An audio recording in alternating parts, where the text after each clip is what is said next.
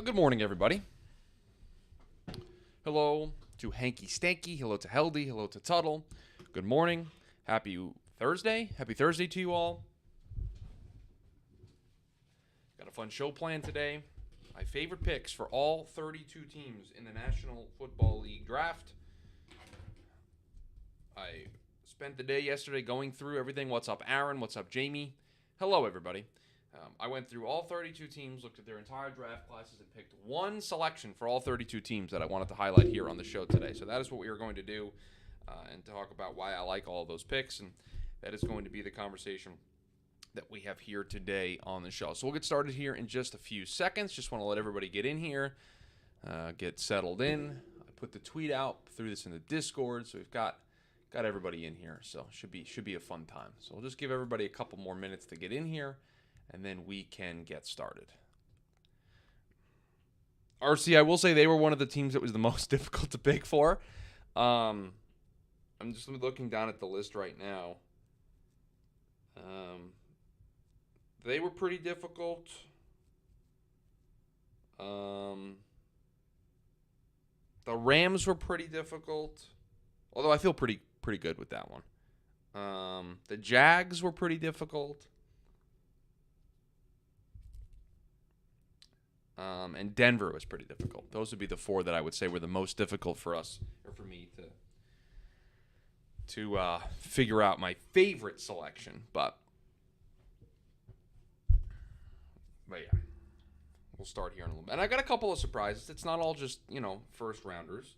Let's see. How many non-first rounders do we have? 1, 2, 3, 4, 5, 6, 7, 8, 9, 10, 11, 12, 13, 14, 15, 16. We have 18 non-first rounders. So for 18 teams, I picked a non-first round selection. Denver draft confused me outside of Sanders. Yeah, I mean, total that draft overall was pretty interesting. That was the focus of today's Prospects and Props podcast. I'll do a cheap plug for that. We looked at the AFC West and we talked about the Denver draft class, and we were not impressed with what they did. Non-performance related, it's Deuce Vaughn for me. Yeah, I mean, I didn't pick that one for Dallas, but yeah, if you're just going on just heartwarming, that's the one you have to pick. That's number one on the list, no doubt, slam dunk. Not even going to consider anything else. That's the pick. Sportsnut, what are your thoughts on Bruce Arians saying he had a higher pre-draft grade on Baker Mayfield than any of the 2023 QBs? So I saw the report and I saw the quote that the Bucs had a higher pre-draft grade on Baker Mayfield than any of these 2023 QBs. I did not see that it was Bruce who said that.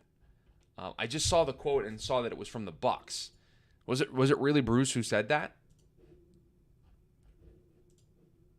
I will say if it was Bruce who said it, I'm not terribly surprised that he had that high of a grade on Baker. That doesn't surprise me all that much. But I did see the quote, yes. It was Bruce. Okay, yeah, I mean, then I'm not... It was Bruce, and I can confirm he was super high on Baker pre-draft. Yeah, I mean, me too. I mean, that's... Yeah. He was very high on Baker, and their grade on him was pretty high. So, or at least his was. So, yeah, I'm not surprised. No. I know that might be surprising to everybody else. Also, I like how we did the free agency show yesterday, and then Rocky Sin and Donovan Smith both signed deals right after we get done on the show. Donovan Smith going to the Chiefs, so I think is a great deal for both sides. And then Rocky Sin going to the Ravens, which is, that's a problem. Adding a pretty good corner. Guy's going to be 27 years old. Yeah, Jamie, I think that's where everyone's getting twisted. He was not saying... And he was not talking about Baker in the present. He was talking about the pre-draft evaluation of all those players. Sam Teet says shouldn't be allowed. What should not be allowed? Void the signing. Are we avoiding? We're avoiding the Rocky Sin signing. Is that what we're avoiding? It's a good signing. It's very, very good. All right, we'll jump into this. Let's go to the big screen here. Hello, everybody. Happy Thursday. We're avoiding the Rocky Sin signing. That's how we're getting off to the start here today. Favorite picks for all 32 teams. Want your thoughts on if there's a player that I missed, maybe not missed, but a player that I didn't consider or that I should have picked that you disagree with. So we'll have that conversation as well, and I'll talk through my methodology for some of these picks. I want to hear your favorite pick for the Panthers outside the obvious in Bryce. I will say that and I don't want to do the show before the show, but for Carolina, I did pick Bryce, and I'll get into it. But for Houston, I didn't. I didn't pick CJ. I went with a different direction. And I will say I would like to find a different pick for Carolina than Bryce now thinking about it. So what I'm going to do here is I'm going to get the second screen set up here with the draft cast from ESPN that allows me to go by team, which is a super useful tool for something like this. And we can pull up different classes and have a conversation. I think I have my other favorite pick, I think, for Carolina if you're not going to make me pick Bryce. So we'll do that when the show comes. Yeah, I got the two screens here. I would love to get a third screen, but we just don't have the space right now for the third screen. Maybe in the future we'll get the third screen going. So, all right, without further ado, let's get the podcast version of the show started. You guys know the drill. You guys know the show topic, and again, want your thoughts on this as we get this underway. So appreciate everybody being here. Let's get the show on the road. And welcome into the Thursday edition of the TDN Daily podcast. Chris Schubert back with you here once again on the show. Hope everybody is having a great start to their Thursday. The favorite selection from all 32 teams in the 2023 NFL Draft is our focus here on the show today. I did the work. I'll show the YouTube chat right now. There they are, all the list of names, 32 different names for 32 different teams, written down my favorite pick for each one of these teams. And we did a little research in the pre-show. 18 of the 32 are non-first round selections. So I thought some teams did really well on day 2 and even some on day 3, acquiring some talent to build their team around. So we are going to go through all of those. We're going to go through them in alphabetical order because that's the way that I did them. We've got the live YouTube chat ready to grill my selections, ready to ask me questions about why I didn't pick a certain player. Should be a lot of fun, so looking forward to it here. And since we've got 32 of them, and this is going to be a lengthy process, we are going to get started here right away. And we will start with the Arizona Cardinals and a lot of maneuvering that this team did, right? They made a lot of maneuvers on night 1, acquiring draft picks, then moving back up, and then acquiring draft picks for next year. They did a lot. It is not a day 1 selection that I think is what garners the honor here of being my favorite pick. I said cornerback Garrett Williams in the 3rd round was my favorite pick from them. We know, because I've said it at length, that this team needs help in every layer of their team outside of quarterback. But I think for them, in round 3, on day 2, to be able to get a guy that probably would have been a first-round corner if not for the injury concerns and the injury that he had, I think to get a player like that when you need somebody to be a mainstay in that corner room, they are looking for a true shutdown, lockdown CB1 in that room, and I think they got one in Garrett Williams. So I thought the value was really good, I thought the position was really good, and I thought the player was really good. And so when you look at all 3 of those boxes, I thought this was a slam dunk for me, that this was a great pick. Yes, I know they got Paris Johnson Jr. to potentially play one of their spots along their offensive line. I know they got B.J. Ojulari, and they need pass rush help. But to me, corner, to get that caliber of player, again, we would have been talking about Garrett Williams as a first-round player if not for the injury. I think to get him in the 3rd round was very good. Trevor brings up a very good point. The favorite pick for the Cardinals is the future first. Yes, I think that's probably the biggest takeaway from the draft class, is acquiring that future first, setting themselves up very well for next season. But when just looking at selections in this year's class, Garrett Williams was the one for me in the 3rd. We move to the Atlanta Falcons, and I think this is one that might upset some people. And this might be one that there will be some disagreement.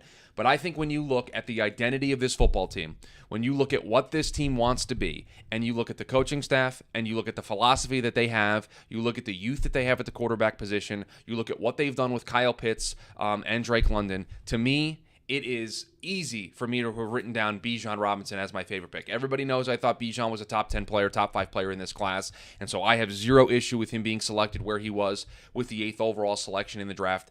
Zero issue with it. Again, it is not just reaching for a running back because he's the most talented player in the draft. This is a running back who fits exactly what the Atlanta Falcons want to do, and I think in a division that's a little bit open for the taking, you have an offense that you can really build around. You hope that Desmond Ridder can take a step in year 2, but you've got the 2 pass catchers in Drake London and Kyle Pitts. I think you've got a great running back room in Bijan being your lead guy, but Tyler Algier was very good for them last year, and I think that gives them a nice, solid room to work around. But they got Jonnu Smith in free agency, so they're building out an offense, and I think the cherry on top, the piece that they were missing, is that true workhorse running back.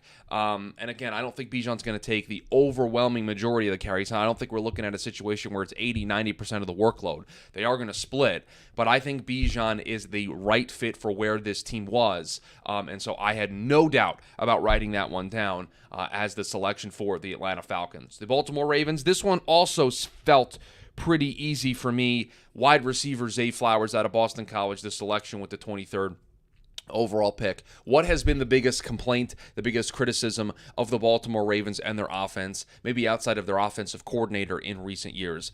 It is that they have not surrounded Lamar Jackson with a ton of wide receiver talent. They have not done a good job building out that room. Well, they added Odell Beckham Jr. in free agency, but then they invested a first-round selection on one of the top premier wide receiver prospects in this draft class. And if you don't think Zay Flowers is the perfect fit for what Baltimore wants to do offensively, you throw the tape on him, Zay Flowers, and tell me that it's not going to be a lot of fun watching Lamar Jackson throw the ball to Zay Flowers. So for me, you look at this from the perspective of this is what they needed to accomplish in this draft somewhere. They did it with their first pick. They got one of the top end talents at that position in this draft class.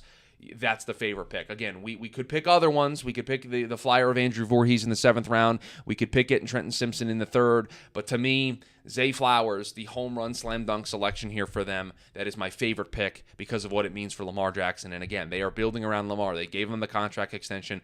Now they needed to take it a step further by going out and acquiring him some more pass catching options, and they certainly did that. The Buffalo Bills, I will say this was a tough team to select, a tough team to pick a favorite pick for.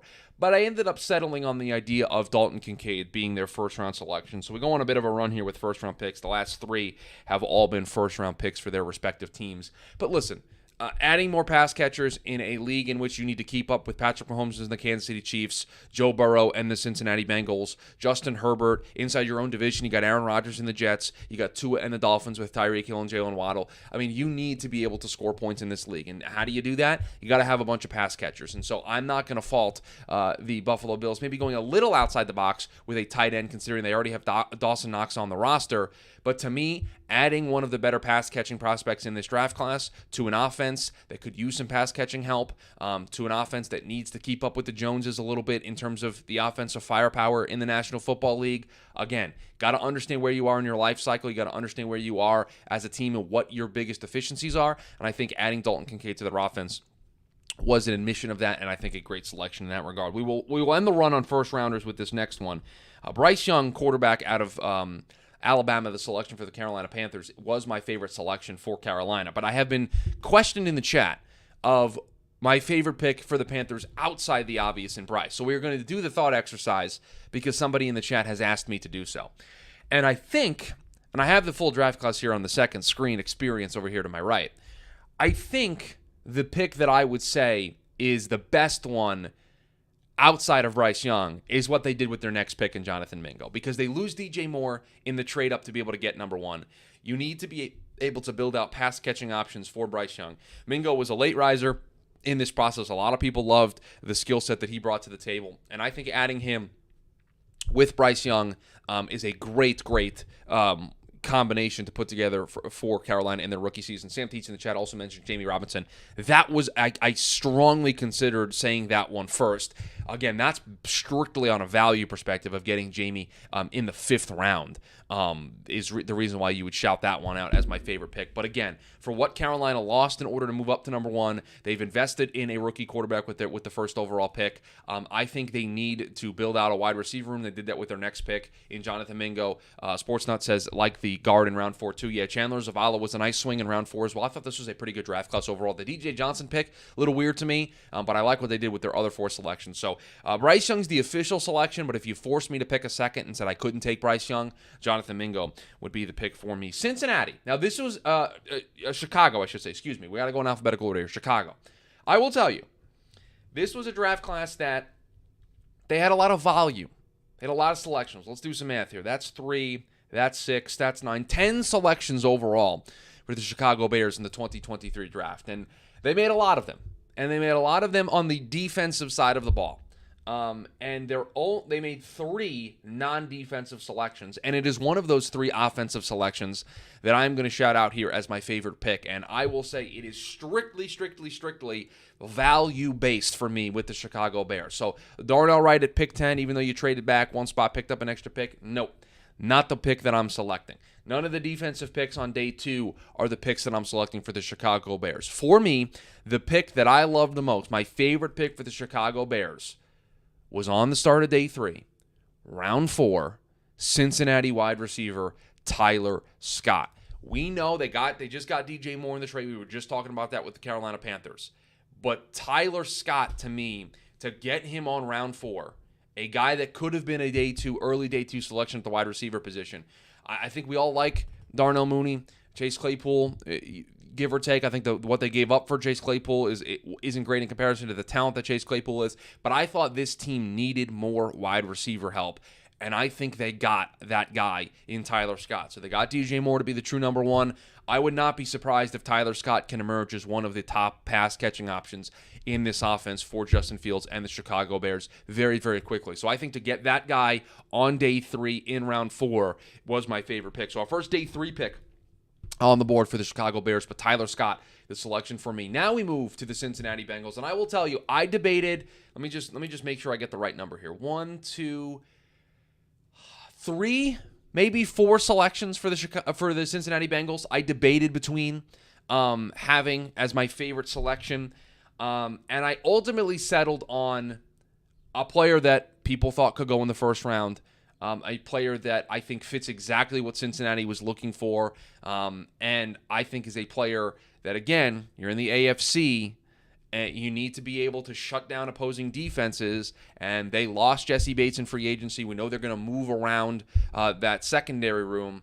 I thought adding DJ Turner was my favorite pick for the Cincinnati Bengals in the 2023 NFL Draft. And Trevor in the chat brings up Yashevich or Chase Brown. Chase Brown was another pick that I consider here. I'll tell you the 3 that I consider. Myles Murphy in round 1. Again, you get pass rush to be able to get after all those quarterbacks in the AFC. You can't fault them there. DJ Turner, Chase Brown, and then if I was going to add, remember when I said 3 or 4, Yashevich would have been the 4th. I thought the value on day 3 in round 6 is good. We'll see if he's able to crack the team. Special teams probably might be the path for him there because they took a wide receiver earlier in Charlie Jones, so that'll be a bit of a competition to keep an eye on. But for me, DJ Turner on round 2, on day 2, in round 2, I thought was my favorite pick, and I thought made a ton of sense for what Cincinnati needs moving forward. Cleveland didn't start picking until round 3, and I'm going to do something here that we have not done up until this point. I want to see what the chat has to say about this one. So I'll filibuster for a little bit, but I want to see what pick the chat would pick as their favorite selection for the Cleveland Browns. Again, didn't start until round 3, had 2 picks in round 3 to close out day 2 of the NFL Draft, and then had 2, 4, 5 picks on day 3. We've got some love for Cameron Mitchell, the corner out of Northwestern, in the 5th round from Tuttle. I will say didn't really consider him as a selection for my favorite pick. The pick that I ended up landing on as my favorite selection for the Cleveland Browns in the 2023 NFL Draft, and the chat has caught up. Heldy said it. Sam mentioned it. Jamie said it. DeJuan Jones in the 4th round. Now, there's a lot of question marks about why DeJuan Jones fell to the 4th round, and those are concerns that we're going to need to figure out. But for me, to get one of the top offensive lineman prospects in this draft class in round 4, you're going to have to protect Deshaun Watson in order to be a player in the AFC North. I thought the value there was pretty good. I know there's some Cedric Tillman love in the chat, and yes, I think adding Cedric Tillman, adding a wide receiver is huge to this group. But for me, DeJuan Jones, I think, is a great pick. I thought overall they had a very nice class. I think Isaiah McGuire's a nice swing as a pass rusher in round 4. Dorian Thompson-Robinson is a great swing and a backup developmental quarterback in round 5. Luke Whippler, the center in round 6, was mentioned in the chat as somebody that was consistently mocked on day 2 and getting him in round 6. Yeah, I think this is a very good draft class for the Browns. Jamie and I haven't done the prospects and props on the AFC North yet, but now doing this kind of exercise with you all, I think the Browns had a much better draft. I don't love the Siaki Ika pick in round 3. I will say it was very funny on draft night, and Jamie he's in the chat, he'll attest to this story. The Browns were on the clock on round 3 with that pick, And I turned to him and I said, this is probably the Siaki Ika spot if we're going to have one on day 2 of the draft, right? And sure enough, just a couple of minutes later, Jamie goes, yep, they took Siaki Ika. So that's the pick that felt a little weird to me. I understood it. It fits exactly what they needed in terms of the interior of their defensive line, and they felt like the team that could take that swing. I just don't necessarily love the value perspective there. But again, overall, I thought they had a very, very good draft. The Dallas Cowboys next up here on our favorite picks for all 32 teams in the National Football League. And this is a little biased because it's one that I predicted, but give me Mozzie Smith in the first round to the Dallas Cowboys. This fits a very specific need for this team. They have been searching for that help on the interior of their defensive line for a very, very long time. They have been looking for that run stopper that they can insert into the center of their defense, and they are in a division. Just look around their division, the teams that they are going to play 6 times a year, and tell me that being able to stop the run isn't one of the biggest things the Dallas Cowboys are going to need to do defensively in 2023. We know what the Eagles throw at you from a run game perspective with the quarterback. They just added DeAndre Swift via a trade. We know the Giants' identity is smash mouth football, run the ball with Saquon Barkley, run the ball with Daniel Jones. We know Washington's identity with a younger quarterback in Sam Howell entering year 2. Guy made 1 start in his rookie season. They're going to want to run the football, pound the rock. You got to be able to stop the run. And so the Dallas Cowboys went out and invested a top draft selection into being able to do that. So from an understanding what you needed to do perspective, it is Mozzie Smith. And Trevor, yes, I will shout this out because you mentioned it in the chat. If we were just going to pick based on the story, Deuce Vaughn in round 6 is the selection, where his dad calls him up and says, hey, you want to come to work with me next week? And that is who they select with their 6th round pick, one of their 6th round picks. Just a great story. And so happy for Deuce and his family. I think that's a great fit for him, a great spot for him to land, and I think he'll be pretty successful down there in Dallas. The Denver Broncos, I will say, we said it in the pre-show. I will say it here on the actual show for everybody. One of the, I think, handful of teams, 4 or 5 teams that I had a lot of trouble making a selection for. And I will tell you, I wrote a name down, and I don't love it. I don't love the name that I wrote down. And I might pivot here. For the first time, we might pivot, and I might scratch the name out here and change it live here on the show. I originally had written down wide receiver Marvin Mims in the 2nd round with their first pick. I want to potentially change it to Drew Sanders. And I don't want to change it to any of the picks after that. I don't want to change it to Riley Moss. I don't want to change it to J.L. Skinner. I don't want to change it to Alex Forsythe. So I will ask for approval because I wrote it down ahead of time, and I'll show it. There, see if I can show it. There, Marvin Mims is right there. He's right there on the list. I want to change. So permission from the live YouTube chat, listening to the show live on the TDN YouTube page. Permission to change it from Marvin Mims to Drew Sanders. Again, we've made a ton of picks so far without changing. But I would like to ask permission to cross out Marvin Mims' name and write Drew Sanders' name down. I would like to pivot. Because I think that is the player that is going to have the most immediate impact for this team. And Jamie is bringing up the thing that has entered my thought process here late. Marvin Mims is kind of tough because there's a lot of great wide receiver options in that offense already, and I don't know where he is going to fit in. So we're gonna make the change. I haven't gotten explicit permission from the chat. No one has said, yes, Chris, go ahead, but I'm going to do it anyway. So I'm going to cross out Marvin Mims' name, and we're going to put linebacker Drew Sanders down here on the list. So we want to make sure the record is reflected properly. So he was a 3rd-round selection. So we add another 3rd-round selection to the mix. Permission granted. Thank you, Sam. That's what I'm looking for. I'm looking for the permission to be able to do something like that. We move on to the Detroit Lions. And I got to tell you, a couple of picks here you could select for the Detroit Lions. I love the Jahmyr Gibbs pick. I'm not going to apologize for loving the Jahmyr Gibbs pick. But that is not the pick that I'm going to make. Sam Laporta would be a very interesting selection here. They got a tight end. They needed a tight end. And so to get him with one of their 2 second-round picks, pretty good. Not the selection for the Detroit Lions. The selection for the Detroit Lions is the guy they ended up getting with their 4th selection in the draft. They took Jahmyr Gibbs. They took Jack Campbell. They took Sam Laporta. All of those guys came off the board before they were able to get this guy on day 2 with the 14th pick in the 2nd round. Brian Branch, safety corner out of Alabama, my favorite pick for for the Detroit Lions. I love Brian Branch as a prospect. I think this is great value for Brian Branch. And I think you want to talk about somebody that fits the Dan Campbell style of football. To me, it is Brian Branch. And so to get him, again, they get Jahmyr Gibbs, Jack Campbell, Sam Laporta, and then they're able to add Brian Branch on top of it. That's what makes it a favorite pick for me. There were people who thought that Brian Branch would be the first safety off the board in the first round. Sportsnut wants to shout out Hendon Hooker in the third. That's another great pick as well. Janelle says that Branch is overrated. We can agree to disagree there, Janelle. But again, I think a value perspective to get him in the second round was very, very good. The Green Bay Packers next up here on the list, and we've got, holy smokes, I didn't even realize how many picks that they had here. Let's count up. 1, 2, 3, 4, 5, 6, 7, 8, 9, 10, 11, 12, 13. 13 draft selections for the Green Bay Packers. We had to pick one of them as our favorite pick for this team. Heldy wants it to be Sean Clifford. I would like to send my sincerest apologies to you, Heldy. It is not going to be Sean Clifford, who they took in the 5th round. It is going to be one of the pass-catching options that they selected. So now we boil it down to probably like 6 of their picks. We got Luke Musgrave, we got Jaden Reed, we got Tucker Kraft, we got Dontavian Wicks, and we got Grant DuBose. That is what we've narrowed it down to by saying we got a pass-catching option. I am going to say, and I have it written down here, this is not a late change.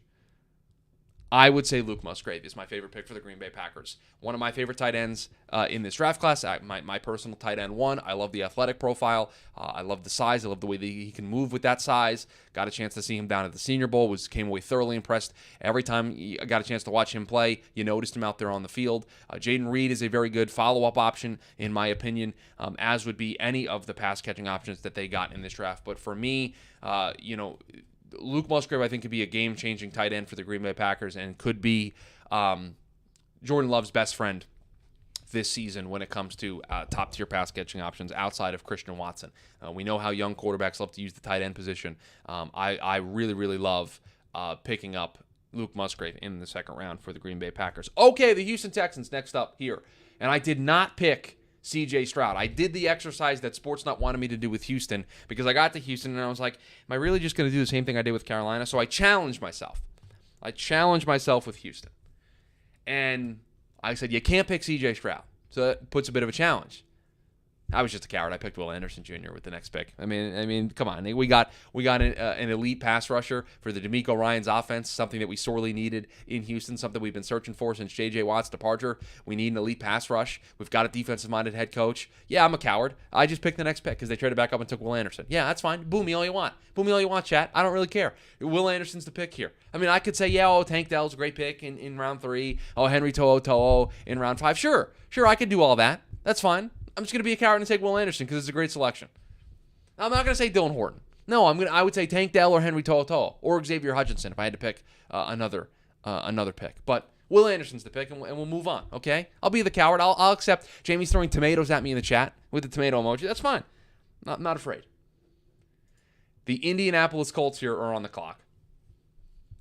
And they had a draft. They had one of my favorite drafts. They made a lot of selections. I think their picks through the beginning of day 3 are just very, very good. And so narrowing it down to one is really tough. I think the chat knows where I'm going to go because this is just my personal favorite. And so there's a bias that comes in here. There's a bias of players that I loved in the pre-draft process that when they land on a team and I see the fit, I go, okay, I love this pick. And so that's fine. Everyone's favorite's going to be different. This is my list. It's my favorite. But we get to the Indianapolis Colts. They got a lot of selections. They took a quarterback 4th overall on Anthony Richardson. Made a whole host of day 2 picks in the early part of day 3 that are just, I think, extraordinary. I think are very good. They're building a team. But if you are going to think I'm going to sit up here and do this podcast, and I am going to say that my favorite pick for the Indianapolis Colts was not Julius Brents in the second round, you're out of your mind. You have not been listening to the show long enough if you don't think that Julius Brents isn't going to be my pick here. We could say Josh Downs, and if you said Josh Downs, it was your favorite pick, that's fine. But for my personal brand, if you don't think I'm going to pound the table here and say Julius Brents in the second round wasn't my favorite pick for the Indianapolis Colts, and I said it to Jamie. Jamie knows the hot take I'm about to mention. I think by the end of of his rookie season, Julius Brents might be the best corner on the Indianapolis Colts. That is how much I believe in Julius Brents. Yeah, I mean, total, their whole class is great. A-Rich, Julius Brents, Josh Downs. I think the flyer on Blake Freeman in the 4th isn't bad. Tommy Adebawore in the 4th is great. Darius Rush in the 5th is a great selection. And they just went high RAS scores. They went high athletic guys. Daniel Scott in the 5th is another one of those guys. They added a tight end in Will Mallory, who's got a pretty good RAS score. I mean, they went high athletic profile with their selections, and I think it's going to pay off for them because I think they got some really, really, really good players. So that is the selection for the Indianapolis Colts. We move on to the Jacksonville Jaguars here, and I will tell you that they made a lot of picks. And I think for a team that needed to build, and we're talking favorite picks, but this is my first opportunity to talk about the Jacksonville Jaguars draft class as a whole. I think for a team that we talk about that took a big stride, kind of changed the trajectory of their franchise, right? Won the division, made the playoffs. They could chart a new course here. The AFC South is wide open for the taking. They are one of those young up-and-coming teams in the AFC pecking order that is completely loaded. But they've got a young quarterback. They've got year 2 of Doug Peterson. They're a young team on the rise. So this draft was pretty important for them. I don't feel overwhelmingly positive about their draft class. And so I defaulted to they had an emerging need that showed up late in the process with this Cam Robinson suspension that's going to come out. So Anton Harrison in the 1st is my selection for my favorite pick for the Jacksonville Jaguars because I thought they needed offensive line help regardless, but I think even more so with the Robinson news. So I think to pick up Anton Harrison in the 1st would be my favorite pick. Brenton Strange felt like a weird tight end selection. They get some running back help with Tank Bigsby. People are shouting out the Parker Washington pick in round 6. Yeah, that's not a bad one. But overall, I don't know. I just feel a little underwhelmed with what they did. They had a lot of volume of selections, and I don't necessarily feel like they did a lot with it. Jamie says a strange selection, if you will. Jamie, the tomatoes. Throw them at yourself now. I'm not wowed by Jacksonville's draft. I like the Parker pick. Yeah, Tuttle, I think that would be the way that I would describe it. The Kansas City Chiefs, next up here for my favorite selection for them in the 2023 NFL draft. And I will say, not a draft class I'm overly in love with. We just talked about that with Jacksonville. I'll share the same sentiments here. Not a team that I'm overwhelmingly in love with in terms of the draft haul. But when you look at, for a team that just won the Super Bowl, and I said this exact thing on the Prospects and Props podcast, so I'll repeat it here as well. For a team that just won the Super Bowl, if you had to identify things on the Kansas City Chiefs that you felt were needs or areas of improvement, areas that needed to be addressed, you would say pass rush and wide receiver. That's what you would say for them. And so I think the only 2 options that you could select here would be either of their first 2 picks, Felix Anudike-Uzomah or Rashee Rice. And for me, we saw that they were able to get by with the wide receiver group that they had last year. So I will make my favorite pick because you got to be able to get after all of these great quarterbacks that still reside in the AFC. You play Herbert twice a year. If Russell Wilson can rebound, you got to play him twice a year. You have games, in the playoffs, you're going to play Cincinnati, you're going to play Buffalo, you might draw Miami, you might draw Baltimore, you might draw New York. I mean, you draw all these teams. So Felix Anudike-Uzomah, pass rush in the 1st round, is what I'm going to define as my favorite pick. I'll tell you, it's one of the teams that I had a tough time picking for. I think this was now 3 that we had. So Kansas City, I had a tough time picking for Cleveland, had a tough time picking for Denver. Nick Jones and B.J. Thompson are solid, are projects, but could both be solid. Yeah, those were a couple of day 3 picks that they took some flyers on. The Los Angeles Chargers. I think the answer to this will surprise a lot of people in the chat. So we're going to do the thing again where I ask the chat what they have as their favorite selection for the Los Angeles Chargers. Because for me, I know what I'm picking, and I'm not going to be convinced otherwise. But I think this might surprise the live viewing audience here of TDN Daily of my favorite pick for the Los Angeles Chargers 2023 NFL Draft. Tuttle says Deion Henley. Jamie says Deion Henley. Tuttle says he only liked Deion Henley. Only? Tuttle, we got Quentin Johnson in the 1st round. Skip the Raiders. Trevor, we're going in alphabetical order. Kansas City, the Chargers. We're going to do the Rams next, and then we're going to do the Raiders. We're going to go in alphabetical order. Deion Henley. Of course it's Deion Henley. It's one of my favorite linebacker prospects in this draft class, and I think they got a great player to fill out the middle of their defense. And I think he's going to be a stud for them. And again, you got to be able to match up in this league. And I think the lateral quickness for Deion Henley is great. Sideline to sideline speed is awesome. Another guy that really impressed me down at the Senior Bowl, came away very, very happy with him as a prospect, was a guy that I'd pound the table for. And so to get him in round three, I was very, very happy with that. We move to the Los Angeles Rams. Las Vegas is alphabetically in front of Los Angeles, my guy. I will tell you, not with the abbreviations on the ESPN DraftCast, Trevor. It goes LAC, LAR, LV for Las Vegas. So based on abbreviation, we are going in alphabetical order.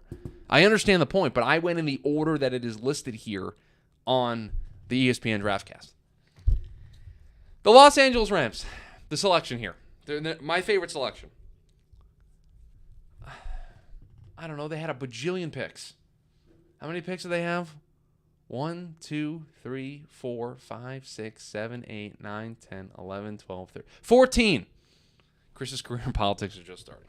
Listen, it's just in order. We're not picking Stenson Bennett, Heldy. Stop shouting out all the bad quarterback prospects. Stop doing it. I put Byron Young, defensive end from Tennessee, because I think he's the best player they drafted. And so I liked the idea of adding some juice to the pass rush. If you want to say Steve Avila, that's fine. Either one is good. I put Byron Young down. We can just move on. Puka Nacua is not a bad selection in the 5th round. I will say, Tuttle, that's not a bad shout. But I went Byron Young. Now we get to the Las Vegas Raiders. And for the Las Vegas Raiders, I selected tight end Michael Mayer as my favorite pick, because I think when we look at this is a team that has an identity of what they want to do offensively. You know McDaniels comes from the Belichick coaching tree. We know how they utilize the tight end position in New England with Rob Gronkowski. We know how much the tight end position was a help to Jimmy Garoppolo in San Francisco with George Kittle. They trade away Darren Waller. To me, adding somebody into that position is a huge need for them, and I think they got a great player in Michael Mayer, and so that's my favorite pick because it fits an immediate need. It fills an area I think that needs to be a focal point of their offense, and they did it with a good player. Chris Smith's not a bad shout in round 5. That would be another player to consider, again, from a value perspective, but I really liked Michael Mayer in round 2 to the Las Vegas Raiders. Miami, I think this one was pretty easy. They only had 4 picks. They didn't pick until day 2. Cam Smith for me, the corner out of South Carolina with the 2nd round pick, a guy that people pretty consistently had mocked going in the back half of the 1st round or early on day 2, falls all the way to the 20s in round 2, and the Miami Dolphins are able to snag him up to add him to a great corner room with Jalen Ramsey, with Xavier Howard. I thought this was very well done by them to be able to add some youth to that room. And again, you got to have 3-4 corners that you trust to be able to play on Sundays, especially now in this passing league, especially now in the division that they play in, with what they have to do against Buffalo, what they're going to have to do against the Jets in terms of the quarterback play that they're up against, the receivers that they're up against. So I think adding to that corner room was very, very important, and so I loved what they did with Cam Smith. I did not pick Devon Achane, because I know how they're going to use the running backs there. Down in Miami, because it's the same way my team uses running backs. They just rotate guys through. It's the same way San Francisco does. So I don't know how much Devon Achane is going to be able to give you in year 1. You can say the same thing about Cam Smith, but I think you need a good amount of corner depth in this league, and I think Cam Smith's going to be able to get on the field pretty early for Miami. Minnesota, the next team up here on the list here as we keep rolling. Wide receiver Jordan Addison, the selection for me in the 1st round. That is my favorite pick for the Minnesota Vikings, and I like it for a couple of reasons. I like it because Adam Thielen moves on. You needed a true wide receiver too, and that's going to help continue to allow Justin Jefferson to feast. But to me, at some point, you're going to transition away from Kirk Cousins. It could be as soon as after this season. And I think giving that rookie quarterback or that new quarterback, whoever it ends up being, walking into Minnesota, you're giving him Kevin O'Connell as the head coach and offensive mind, and giving him Jordan Addison and Justin Jefferson as the top 2 targets in that offense, I think is a great situation for a young quarterback to fall into. It's kind of why we thought that they would potentially take a quarterback in this year's draft class, potentially. They didn't, or they took Jaron Hall a little bit later on, but talking about investing a top draft selection in a quarterback, but instead they get Jordan Addison, and I think that sets them up very nicely to be a high-profile landing spot for a quarterback that could potentially be on the move next offseason, or a quarterback that's drafted very highly in the 2024 NFL draft. So Jordan Addison, the pick for me. New England, this shouldn't be a surprise. It was part of my 5 favorite picks on Monday. Christian Gonzalez with the first-round pick. They could have taken him at 14. They traded with the Steelers, apparently to just mess with the Jets, and then took Christian Gonzalez there with 17, a player that was consistently mocked inside the top 10. They get one of the best corners in the class at 17. I don't know how that's not a shout-out selection for the New England Patriots. Again, it was one of my favorite picks on Monday's show. So it has to make the finish. It has to make this list here as well. The New Orleans Saints. I mean, folks, who do you think this pick is? If you had to guess, my favorite pick for the New Orleans Saints of their entire draft class, their 1, 2, 3, 4, 5, 6. There's 7 selections that they made in the 2023 NFL draft. If you just had to put on your thinking cap and take a guess at who my favorite selection for the New Orleans Saints was, I mean, who would you say? You'd say Kendre Miller, running back out of TCU. That's exactly who you would say. Yes, that is my favorite pick for the New Orleans Saints. And I think this team didn't have a terrible draft. A.T. Perry in the 6th round, I think, is good value. I liked what they did with Brzee and Foskey. They needed help along that defensive line. But listen, I'm a Kendre Miller stan. I'm super happy that he went top 100. I was pounding the table for him as one of the better running backs. I think he came off the board as RB4 or RB5 in this class. It's kind of where I saw him amongst this group. And so to see him go, I think he's going to be able to thrive and feast in year 1 in that offense. And so Derek Carr and Kendre Miller together, I'll be rooting for the Saints each and every Sunday. The New York Giants, next up here on the list. John Michael Schmitz, interior offensive lineman center from Minnesota in the 2nd round. The interior of the defensive line was something that was very important. I'm pretty sure that they were on my list of favorite picks from the other day, if I remember correctly. John Michael Schmitz was, so he had to make the list here. I loved picking up John Michael Schmitz. Loved him at the Senior Bowl. I think the interior pressure that the Giants gave up on Daniel Jones was the biggest question mark. They've got the bookend tackles, so I think getting John Michael Schmitz up the middle, I said this on Monday, was a great fit. So shout out that one as well. And we're going to stay on the interior of the offensive line because the New York Jets are up next, and it's the only pick that I like from the New York Jets, so it has to be my favorite pick, and that is Joe Tippmann. Center out of Wisconsin with their 2nd round selection, a guy that I think is going to be their starting center. Week 1, Joe Tippmann. They brought back Connor McGovern on a 1-year, $1 million deal. So no monetary reason standing in the way of Joe Tippmann beating out Connor McGovern and being the starting center. And I fully anticipate Joe Tippmann to be the starting center for this team. And again, they didn't need a massive upgrade, but I think they needed a long-term answer at center, and they got it here with Joe Tippmann, and I thought that was a great selection by Joe Douglas. The only one really that I liked in their draft class. So that's the one that we'll shout out here. The Philadelphia Eagles. I'll tell you, you could pick a lot of teams here. You could pick a lot of different players here, a lot of their picks. You could convince me Moro Jomo from a value perspective in round 7 was one of their better picks. You could say Keely Ringo in the 4th round was one of their better picks from a value perspective. I don't know. Getting Nolan Smith at pick 31 was the one for me. I mocked Nolan Smith at 10 because I thought that's the kind of range that he would go in. So I put Nolan Smith down, but I'm not gonna argue if the chat's like, oh, Jalen Carter was a great pick. Oh, Sidney Brown was a great pick. Oh, they got Tyler. The entire draft class is very good, and it's very good value, and Howie Roseman did a great job. And so any one of those picks, I think, is fair game for me in terms of you could pick as a favorite. For me, it's Nolan Smith just from a value perspective. The Pittsburgh Steelers, next up here, and this is a value-specific pick for me. And injury concerns are what led this guy to fall this far. But I think getting Darnell Washington in round 3 is the perfect addition to this offense and the perfect way to help Kenny Pickett moving forward. They've got Darnell Washington and Pat Freiermuth. I think that gives them great pass-catching options in the tight end. We know they've got Deontay Johnson and George Pickens, who were great last season for Kenny Pickett. They are really building out Najee Harris in the backfield. They've got a very good offense, and I loved what they did overall. I love the Broderick Jones pick, trading up for him. Joey Porter Jr., you want to talk about heartwarming pick, but also a pick of a position of need. But Darnell Washington in round 3 for me is the one that's my favorite because, again, adding to this offense and adding players to help Kenny Pickett in the passing game is very, very important.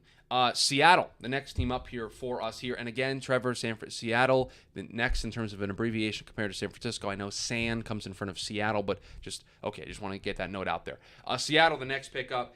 Devon Witherspoon, the selection in the first round for me. You want to say Jackson Smith and Jigba, that would work too to get him all the way, wide receiver 1, all the way down to pick number 20. It's either one of those two picks because I think you start wading into the day 2 waters and you start getting a little questionable about the Zach Charbonnet pick and then taking Kenny McIntosh in round 7 starts getting a little weird. So for me, it's Devon Witherspoon, potentially the best corner in this class. They get him inside the top 5. I just love the pick. San Francisco. We did this a bunch, but I'm actually going to turn the tables. Give me your favorite pick, chat, because I'll see if it matches up with mine. Because we took a kicker in round 3. Ronnie Bell, Tuttle says, in round 7. That's good value. Yeah, okay. I'm not against that one. I also made a day 3 pick my favorite pick because I know how this team likes to use this position, and so getting this player who was a menace. And Sam Teets, this is why we're friends, man. This is why we had pretty similar mock drafts. I also had D. Winters as my favorite selection. Heldy got there as well with the D. Winters. That was the pick that I ended up landing on. We know how this team likes to use the linebacker position. We know that what they profile in that position, and so D. Winters, we saw how physical he was at TCU. I like the pick. I will say I kind of wanted to skip this team altogether, so if you made me pick one, it was D, but I don't love it. It would rank towards the bottom of the list if I had to power rank all 32, and no, we're not going to do that show. The Tampa Bay Buccaneers, they had a interesting draft class. Started it off with Kalijah Kancey. He is not the selection.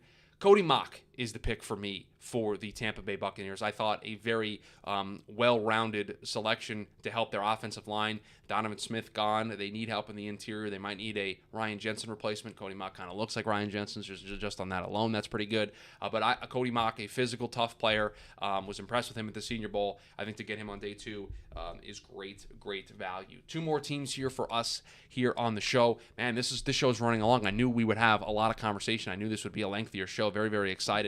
The Payne Durham pick's not bad either, Heldy. Yeah, it's a good shout. Payne Durham in the 5th round. Tennessee. Another team that I could convince myself of any of the picks that they made early.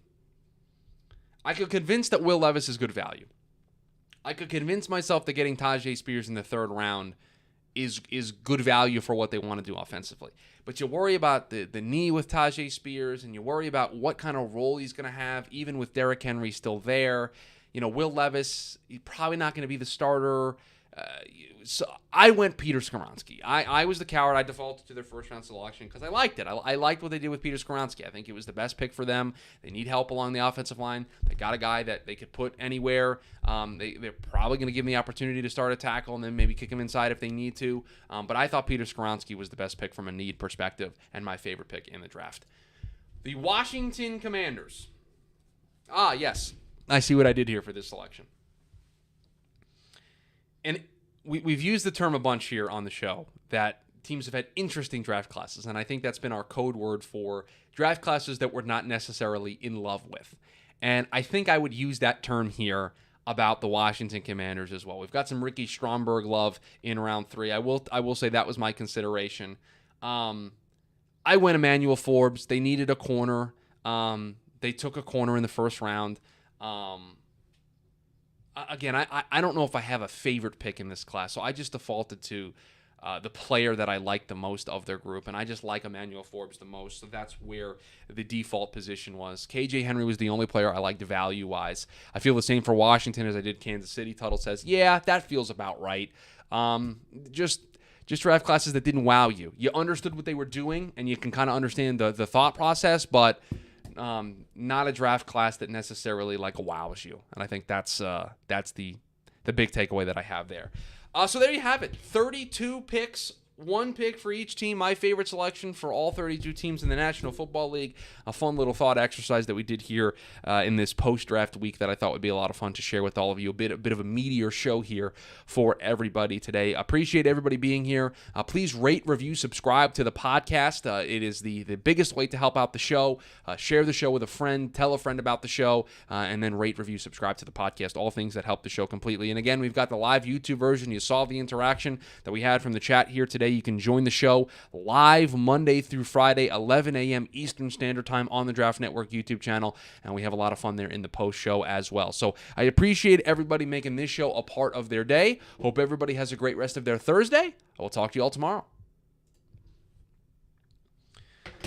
The old 43-minute TDN Daily, everybody. We set a record. That is the longest TDN Daily that we have done. 43 minutes. I got to take a drink of water.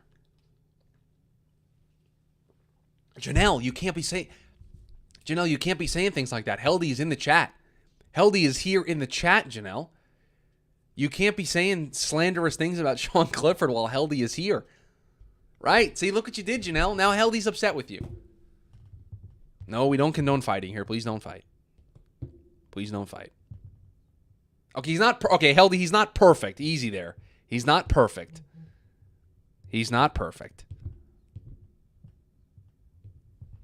What do you guys want to talk about in our short 9-minute post show that we have? What do you guys want to talk about? Any major free agency signings happened while we were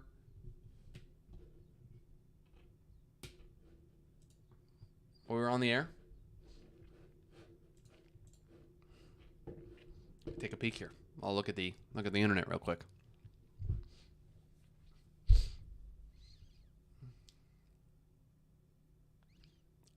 Rocky saying the Baltimore makes too much sense. Honestly, yeah, we talked about that in the pre-show.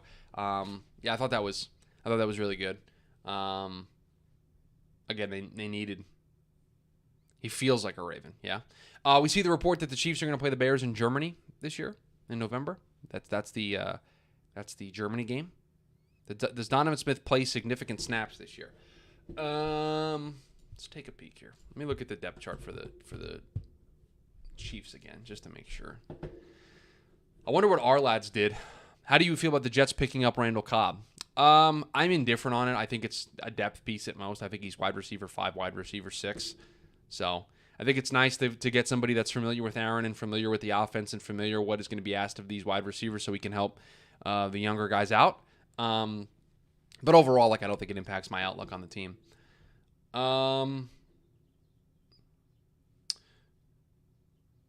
So, Sam, our lads has Donovan Smith as the starting left tackle. They have Donovan Smith, Joe Thuney, Creed Humphrey, Trey Smith, Jawan Taylor as their left to right. Now, they took Wanya Morris. So are we going to have a Wanya Morris, Donovan Smith battle for the left tackle spot? Total says going through each team like that, I realized they didn't hate any draft, just a handful of shoulder shrug hauls. Tuttle, that was kind of the fun part of it for me, right? I loved going through it and then saying, wow, I didn't really hate anybody's draft class. And again, the teams that you shoulder shrug, you shoulder shrug San Francisco and you shoulder shrug the Rams. But what did you expect? You kind of went into it with a shoulder shrug because they didn't have a lot of top end capital. So, that was kind of the fun part of the exercise. Is there a way to bet on a UDFA making an active roster because Emil Ekiyor seems almost like a lock to make the Colts at this point? What does their depth chart look like?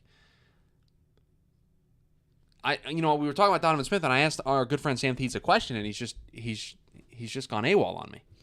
Because right now, Donovan Smith is listed on the depth chart on our lads. Now, that doesn't mean anything, but he's listed as the starting left tackle. With Wanya Morris as the backup. Good take, Heldy. Ekiyor's a good player.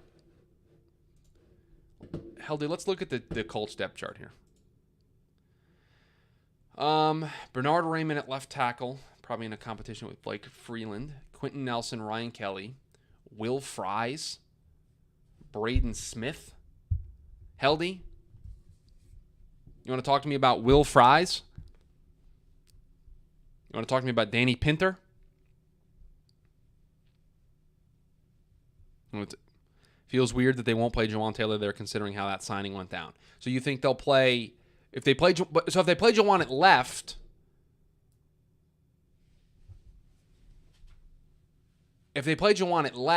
then they're still going to need a right tackle. Not very good, Heldy says. Both of them? Both Will Fries and Danny Pinter? Oh, I know they like Pinter, though. Okay, see? Because right now on the depth chart for the right guard spot, it's Will Fries, it's Danny Pinter, and then it's Emil Ekiyor. So if you're telling me that Emil Ekiyor can beat out Will Fries as like a backup depth guard player, and we know he's got versatility along the interior, he could make this team. Wesley French, Dakota Shepley, Arlington Hambright. What is this Colts offensive line depth? Are you kidding me with this group? What is this group? Fries and Pinter have both gotten run, but have both been all right at best. Pinter played best at center when Kelly went down. Yeah, so it feels like Ekiyor and Pinter are kind of battling it out to fill up the same role on the depth chart. That's what it feels like based on what you're sharing with me. Now, I'm not a regular Colts watcher on a weekly basis. I don't follow the training camp like battles, but based on what you're telling me here, and based on the way it looks on the depth chart, Emil Ekiyor and Danny Pinter are kind of like battling it out for the same spot. And if you're telling me Will Fries isn't very good, if Ekiyor can beat out Danny Pinter, Emil Ekiyor might be the starting right guard for the Indianapolis Colts this season.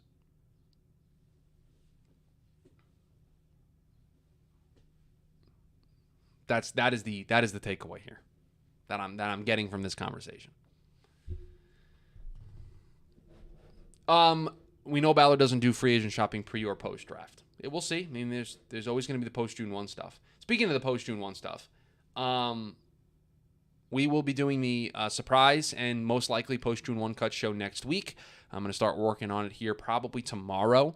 Going through all the teams. And we'll do that show early next week. I think we're going to do something for the schedule release next week. Maybe I'll go live when the schedule gets released later in the day. Well, we'll still do a TDN Daily that day, but maybe we'll go live later that day and do a schedule release breakdown and kind of discuss the national schedule, discuss all that stuff. Nick Foles is still on the Colts roster. There's the answer. No, we're not playing. Quarterback room. Gardner Minshew, Anthony Richardson, Sam Ehlinger, Nick Foles. There you go. What a loaded quarterback room for the Indianapolis Colts. They've got like 4 tight ends. Jelani Woods, Mo Alley Cox, Kylan Granson, and Will Mallory. They got Farrell Brown and Andrew Ogletree. I love this time of year when teams just have like a bajillion guys at positions on their roster. It's absolutely fantastic. 5? 5 what? 5 quarterbacks? The depth chart I'm looking at has only got 4. Who's the 5th? Play him at guard. Okay. All righty. All right, guys, that's going to do it for us here. We basically ran up against the time that I had to get out of here anyway, so I appreciate everybody being here. Appreciate everybody making this show a part of their day. We've got one more tomorrow, the free-for-all, whatever you guys want to talk about.